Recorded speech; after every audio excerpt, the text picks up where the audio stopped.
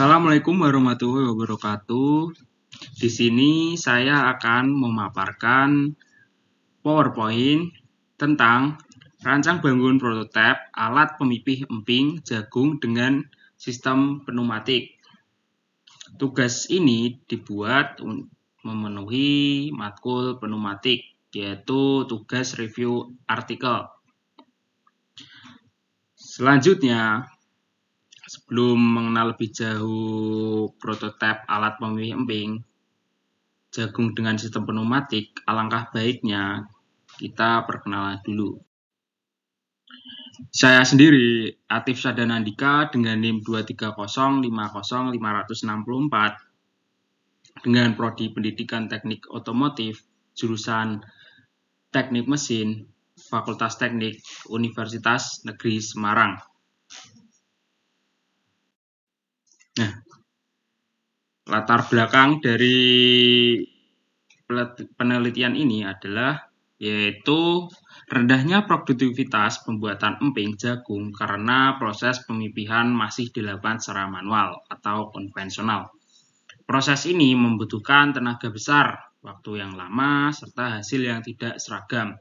Seiring dengan meningkatnya kebutuhan pangan oleh berbasis jagung, diperlukan inovasi alat yang dapat mempercepat pemipihan serta menghasilkan emping dengan ketebalan yang seragam.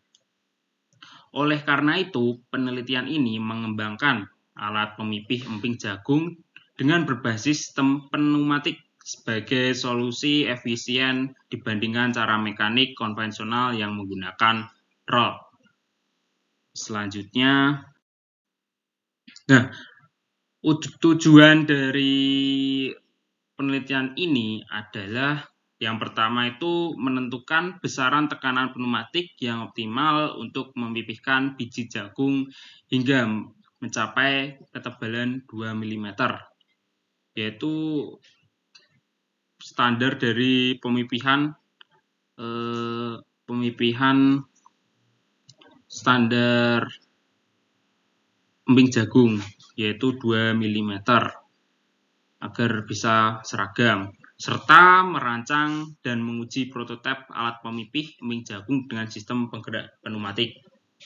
Selanjutnya, metode penelitian ini dilakukan selama 3 bulan di laboratorium Teknik Mesin Politeknik Negeri Medan. Tahapan penelitian meliputi yang pertama, identifikasi masalah pada proses pemipihan manual. Nah, di pemipihan manual kan masih menggunakan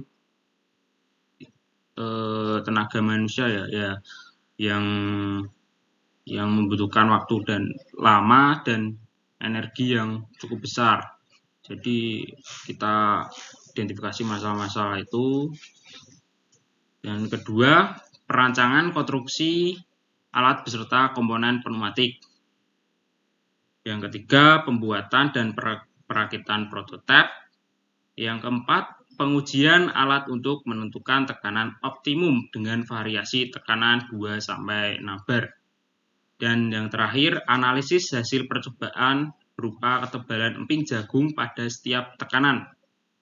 Data yang diukur meliputi jumlah biji jagung 32 butir, tekanan pneumatik, serta ketebalan rata-rata hasil emping.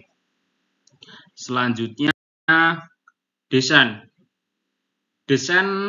prototipe ini terdiri dari 2 buah double acting cylinder atau DIC berdiameter 50 mm sebagai penggerak utama. Yang kedua ada plat penekan untuk memipihkan jagung. Yang ketiga patron cetakan berisi 32 lubang tempat jagung diletakkan, dan sistem pneumatik itu sendiri yang mencakup valve atau katup 3/2, katup 4/3, dan selang udara dan sumber tenaga atau udara bertekanan kompresor yang menggunakan maksimal 10 bar. Dimensi keseluruhan dari prototipe ini adalah 50 cm kali 30 cm kali 110 cm. Tekanan diatur menggunakan katup 3/2 dan katup 4/3, sehingga gaya tekanan dapat dikendalikan sesuai kebutuhan uji. Selanjutnya, nah, di sini adalah gambaran konstruksi prototipe alat pemipih jagung sistem pneumatik. Nah, di sini ada beberapa komponen, yaitu 6 komponen. Yang pertama itu ada double acting cylinder. Nah, di sini terdapat 2 buah silinder yang ada di prototipe atau desain konstruksi. Yang kedua ada plat dudukan dari silinder itu sendiri. Yang ketiga ada push rod yang digunakan untuk menekan plat penekan. Nah, ini nomor 4 disebutkan sebagai plat penekan. Dan yang kelima ada meja dudukan. Dan keenam ada frame atau kerangka dari prototipe alat pemipih jagung sistem pneumatik. Selanjutnya, nah ini adalah desain dari konstruksi cetakan untuk pemipihan jagung. Yang sebelah kiri ini ada cetakannya. Terdiri dari 8 buah lubang dengan diameter 50 mm dan ketebalan plat pada cetakan ini 4 mm dan kedalaman lubang untuk pemipihan jagung 2 mm. Dan panjang dari cetakan, panjang dan lebar cetakan ini adalah panjang 260 meter dan lebar 220 mm. Dan di sebelah kanan ini ada plastik lembaran. Plastik lembaran ini berfungsi untuk mensterilkan jagung, karena kan ini kan berbahan besi ya, biar steril itu dikasih plastik sebelum melakukan pemipihan. Nah, dengan ukurannya itu sama dengan ini cetakan yang berbahan dasar besi dengan ukuran lebar 220 mm dan panjangnya itu 260 mm dan tebal 1 mm. Selanjutnya, nah, berikut adalah desain konstruksi sirkuit pneumatik yang ada di sistem pemipih ini, yaitu yang pertama itu ada tangki udara bertekanan atau kompresor. Yang kedua ada katup 3/2 normally closed.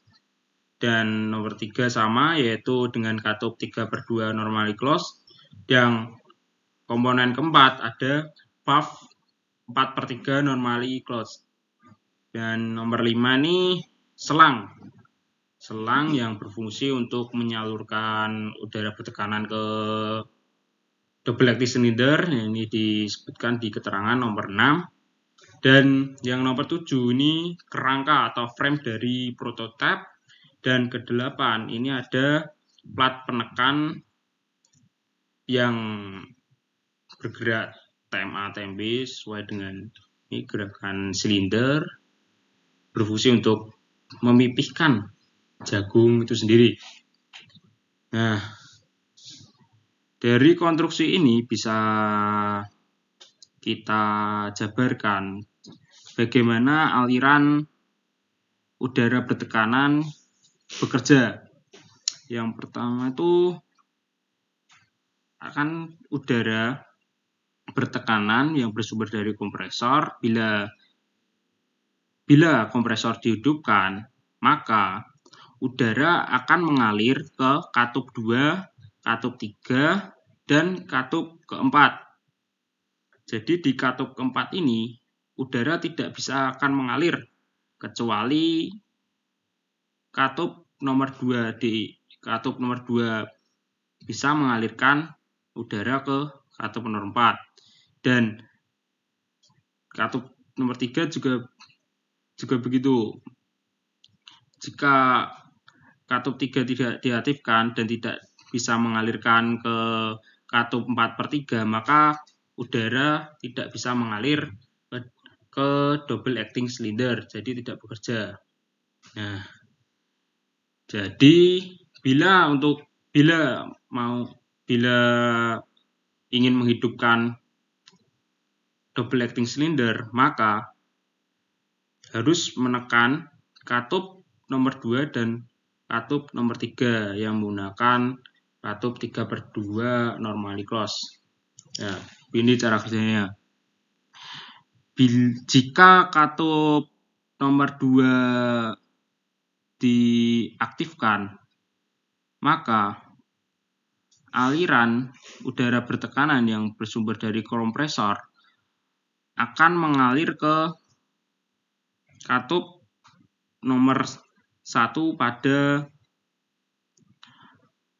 katup 3/2 normally close dan menuju ke katup nomor 2 dan mengalirkan udara bertekanan ke katup 4/3 dan mengaktifkan katup 4/3, dan udara bertekanan tinggi bisa melewati katup 4/3 ke katup nomor 1 dan katup nomor 2 dan selanjutnya mengalirkan udara bertekanan tinggi ke selang pneumatik yang mengalirkan ke bagian atas dari silinder double acting cylinder, ke bagian atasnya.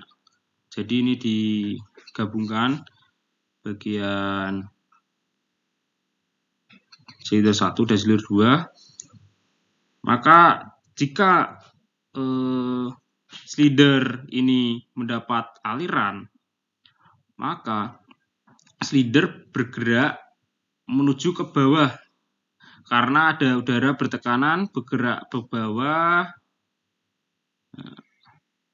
bawah dan sesuai fungsi itu sendiri untuk menekan pemipihan jagung sistem pneumatik.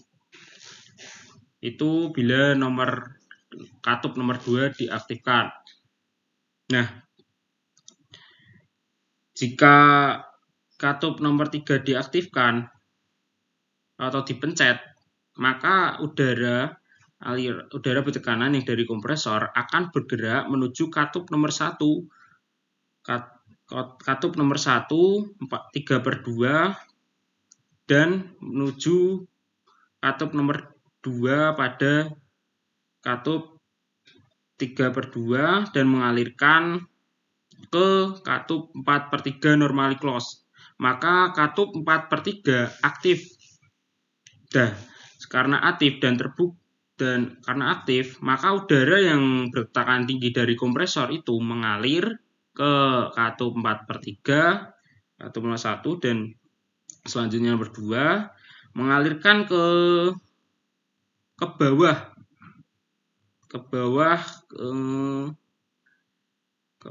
double acting cylinder. Maka udara yang masuk ke dalam bawah double acting cylinder ini mendorong, tadi kan jika di nomor 2 itu kan bergerak maju kan ya, maju. Nah, jika di tombol 3 ini karena udara yang mengalir tidak dari atas, dari bawah, maka udara bertekanan ini mendorong ke atas silinder.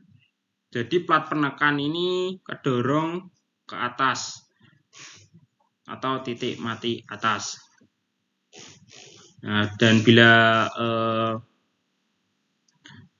tombol ini tidak dipencet lagi, maka udara akan kembali lagi dan terbuang di katup katup 3 di katup 4/3 normally close. Itu gambaran aliran dari sirkuit pneumatik di prototipe ini. Selanjutnya,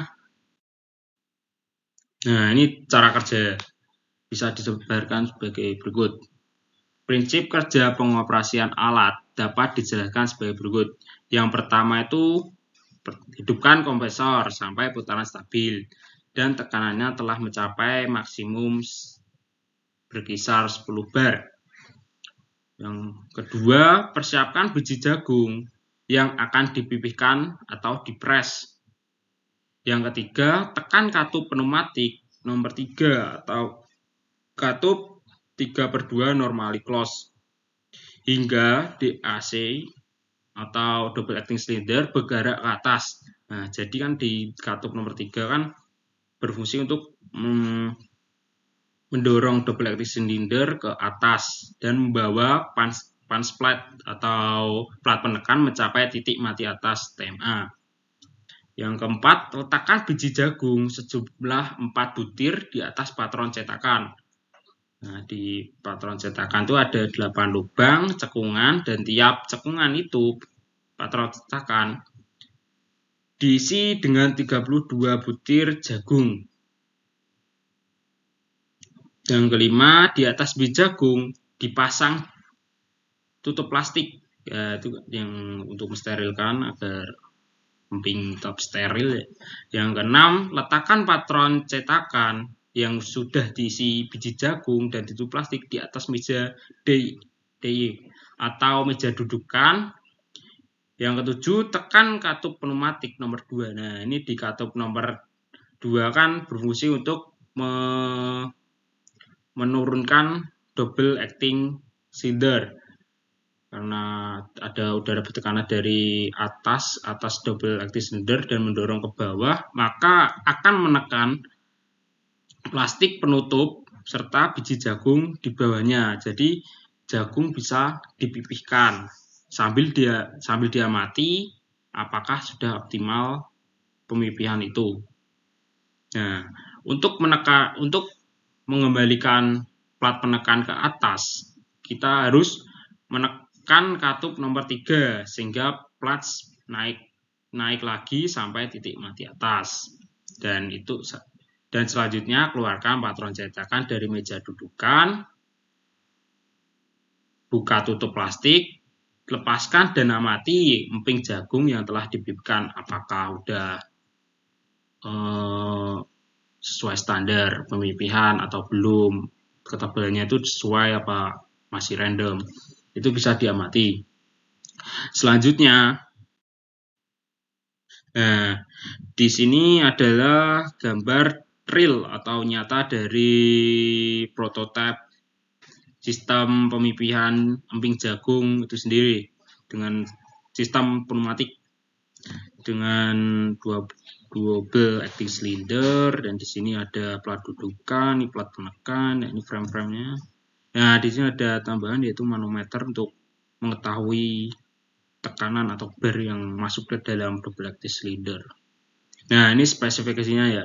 Yang ke satu itu dimensi alat. Panjang keseluruhannya itu mencapai 50 cm, lebar keseluruhan 30 cm, tinggi keseluruhan 110 cm, dan di spesifikasi double acting cylinder diameter 5 cm, panjang langkah 25 cm, dan jumlah unit 2 unit, dan di kompresor udara tekanan maksimal 10 bar dengan laju aliran max flow yaitu 100 liter per menit. Itu adalah spesifikasi dari prototipe ini. Selanjutnya, nah ini adalah analisa data dari hasil percobaan prototipe ini. Di analisa data ini menunjukkan percobaan 1 sampai 15 percobaan. Nah, di percobaan ini, di tabel ini dijelaskan banyak biji jagung yang digunakan yaitu 32, tekanan pneumatik dan tebal maksimal jagung hasilnya itu berapa dari percobaan, dan rata-rata emping jagung. Jadi di percobaan itu dengan tekanan itu divariasi dengan 3 kali percobaan, terus di rata-rata hasilnya berapa. Nah, di percobaan nomor 1 dengan menggunakan 2 bar tekanan dari kompresor menghasilkan 2,70, dan di percobaan kedua dengan 2 bar tekanan 2 bar yaitu tebalnya mencapai 2,80, dan di percobaan ketiga dengan 2 bar hasilnya itu 2,75, dan di percobaan nomor 4 dengan 3 bar 2,50 mm, dan percobaan kelima dengan 3 bar 2,40, dan di percobaan nomor 6 dengan 3 bar 2,30, percobaan ke-7 dengan 4 bar 2,10, dan 8 percobaan ke-8 dengan 4 bar mencapai 2 mm, dan di percobaan ke-9 dengan 4 bar mencapai 2,05 mm, dan di percobaan ke-10 dengan 5 bar mencapai ketebalan 2 mm, dan percobaan ke-10 ke-12 dengan tekanan 5 bar hasilnya tuh emping jagung mendapat ketebalan 2 mm atau konstan, hasilnya tidak berubah-ubah. Dari percobaan 13 sampai 15 dengan 6 bar hasilnya juga 2 mm.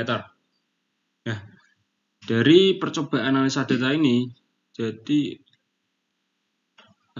hasilnya tuh variasi agak konstan pada di percobaan 1 sampai 3 2,75, di percobaan 4 sampai 6 dengan 3 bar 2,40, percobaan ke-7 sampai 9 4 dengan 2 percobaan dari 7 sampai 9 dengan 4 bar hasilnya 2,05, dan di percobaan 10 sampai 12 hasilnya 5 bar dengan hasilnya 2,2 mm, dan percobaan 13 sampai 15 hasilnya 2 mm.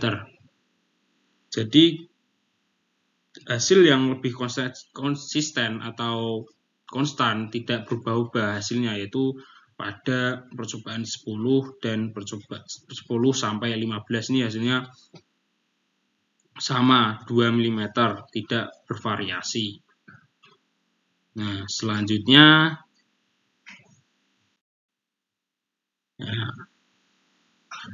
ini adalah gambaran dari diagram pneumatik, tekanan pneumatik versus tebal emping jagung. Bisa disimpulkan menunjukkan pada tekanan 2 sampai 4 bar, ketebalan emping masih di atas 2 mm, belum rata. Dan di percobaan ke-5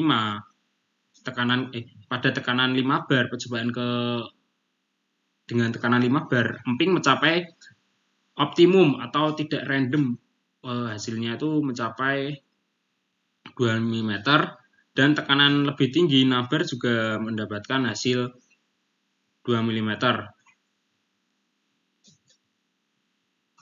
Sehingga tekanan yang lebih optimal atau efisiensi, kita memilih dengan tekanan yang lebih efisien, yaitu 5 bar.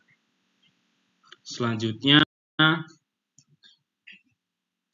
berikut adalah analisa data. Nah, kita bisa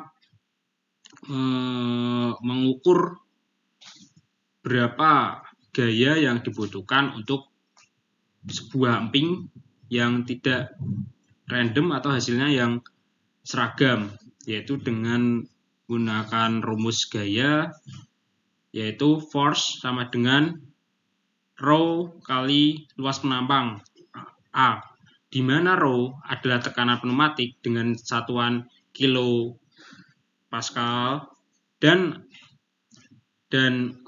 luas penampang dengan luas penampang double acting cylinder dengan satuan meter kubik, sehingga bisa disimpulkan dengan force atau gaya sama dengan rho pi R kuadrat kali 2, di mana R setengah diameter DIC atau double acting cylinder dan 2 adalah DIC sebanyak 2 DIC. Oh, jadi kan ada 2 buah unit kan. Jadi ada menggunakan dikali 2 DIC. Nah, bisa dimasukkan, diketahui kan 500 ini kan dari 5 bar ya, dikonversikan menjadi KPA, menjadi 500 KPA dikali pi 22/7, dan ini 0,025 itu diameter dari double acting cylinder kan 50 kan. 50 dikonversikan menjadi meter menjadi 0,025 dan dikali 2, dan gayanya mendapat hasil 1,963 kN. Nah, perhitungan gaya tekan berdasarkan tekanan dan diameter menghasilkan gaya tekan 1,963 kN. Hal ini menunjukkan bahwa sistem pneumatik mampu memberikan tekanan yang cukup untuk memipihkan jagung yang efisien dan seragam. Jadi untuk memipihkan jagung yang lebih seragam dan tidak random itu harus dalam prototipe itu harus menggunakan gaya sebesar 1,963 kN.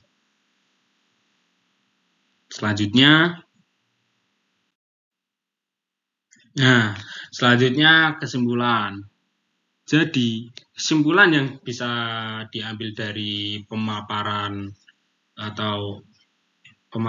tentang sistem pneumatik pada alat pemipihan jagung adalah berhasil dirancang dan berfungsi dan baik, yaitu kan dengan dilakukan itu menghasilkan pemipihan jagung yang lebih efisien dan tidak random atau ukurannya sama. Sistem pneumatik ini dapat menggerakkan plat penekan naik dan turun, yang jadi itu double acting cylinder itu bisa berjalan dengan baik dengan tekanan optimum yang diperlukan untuk memipihkan 32 biji jagung hingga ketebalan 2 mm adalah 5 bar atau setara dengan 1,963 kN. Hasil penelitian ini dapat dijadikan acuan dalam pengembangan alat pemipih jagung skala produksi yang lebih efisien dan ergonomis. Selanjutnya, berikut adalah pemaparan yang bisa saya sampaikan. Kalau ada kurang kata atau tingkah laku, mohon dimaafkan. Wassalamualaikum warahmatullahi wabarakatuh.